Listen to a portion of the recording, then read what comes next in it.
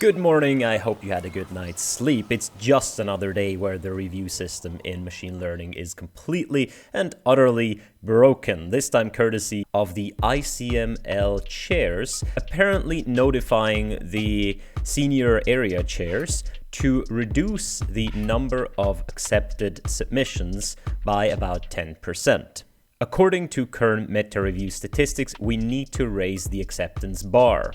Also saying we plan to reduce the number of accepted papers. Please work with your senior area chair to raise the bar. Area chairs and senior area chairs do not have to accept a paper only because there is nothing wrong with it. So the ICML conference is trying to raise the bar on scientific publication in their venue by just accepting a little bit less papers than they would do according to current trajectory of the review process. ICML currently is in the post-review, post-rebuttal process where the actual acceptance decisions are made. Now, why is this important? This is important because there are only about 3 or 4 large conferences in machine learning each year, depending on your subfield, a bit more or even a bit less. For many places, if you want to get a PhD, if you want to get tenure, if you want to achieve anything in academia, you need to publish papers at those venues. And given that the field is exploding currently, getting a paper there is quite difficult.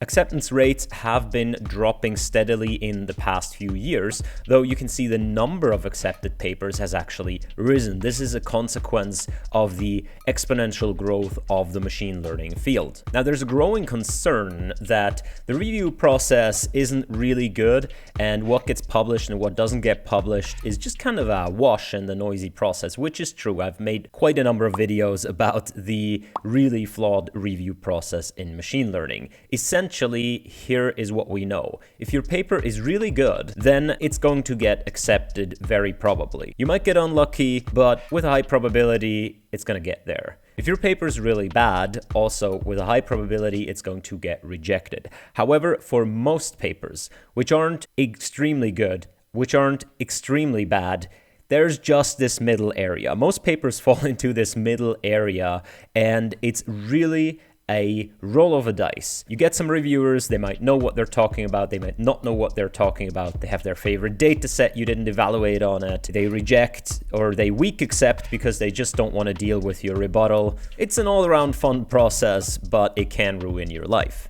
And for a conference such as ICML, it is important that it keeps up its reputation for only publishing the best papers and really good scientific results. So by reducing the acceptance rate, what they'll do is they'll put more focus on the really good papers that stand out, which can be interpreted as a good thing because ultimately the really good papers will still stay while some of the borderline papers will drop out. That gives you a stronger signal that whatever comes from this conference is a valuable scientific publication.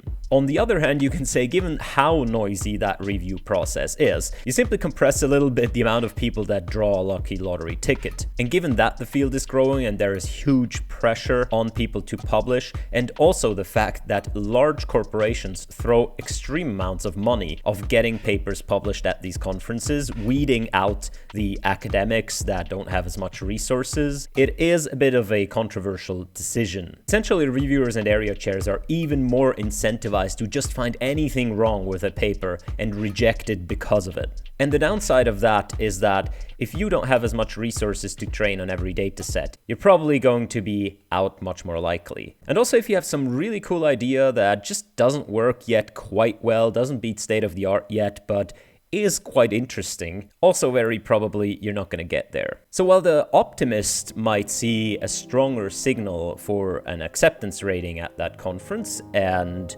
just higher quality output, and the pessimist might see the noisy process and say, well, what is it all worth? It doesn't mean anything to get accepted anyway, and now it's just less papers that do, and also large companies are going to dominate the field, and also academics are going to draw the short stick. The optimist and the pessimist are no match for the PhD student. See, what they seem to be doing right here is specify the acceptance, their target, in percent, which means number of accepted papers divided by number of submitted papers.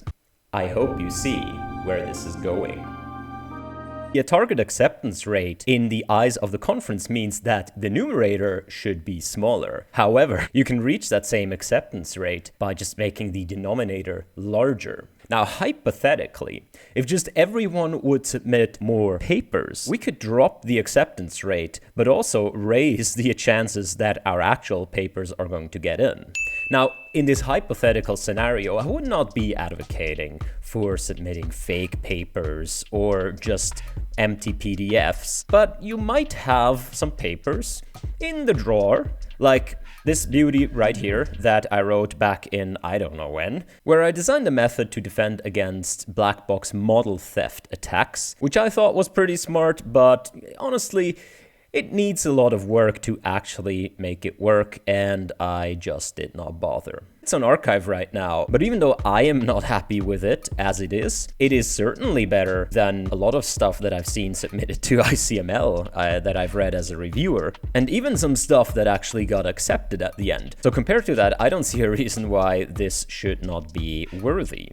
So you, my friend, are going to ICML next year. How about that? Of course, all just a hypothetical. I'm not advocating for you to mess with a system that's clearly broken and needs to be renewed, and we should reinvent the whole thing. However, it's fun to think about. If you have some thoughts on hypothetical scenarios or stories about how your papers got rejected that we all love to tell me in the comments, and see you next time.